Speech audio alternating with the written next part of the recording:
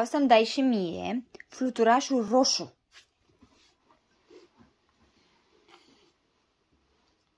Foarte. Este inima portocalie.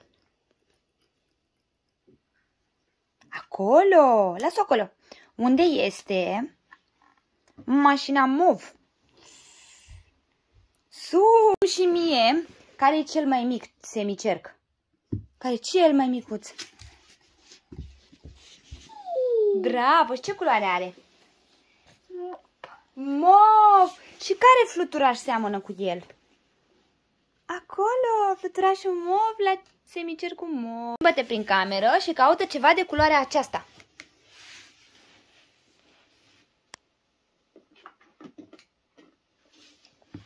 Bravo! Chiar 2 obiecte mi-ai găsit. Ce sunt astea de mi le-ai adus? Lăciuca Și? păiu. Bravo! Câte sunt ele? Ia numără-le. 1, Și?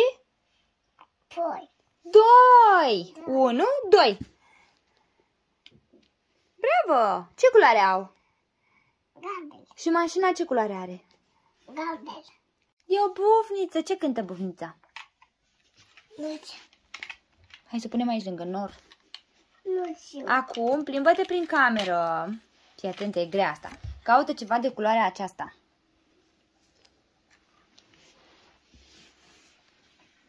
Hai că poți. Ai găsit? Ai găsit încă? Bine.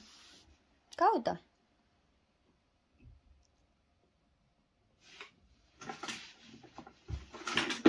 Bravo! Ce este aceea? Ușor? Ce? Ai mers la vânătoare și ce ai vânat? Meduză. O meduză. Ce culoare are meduza?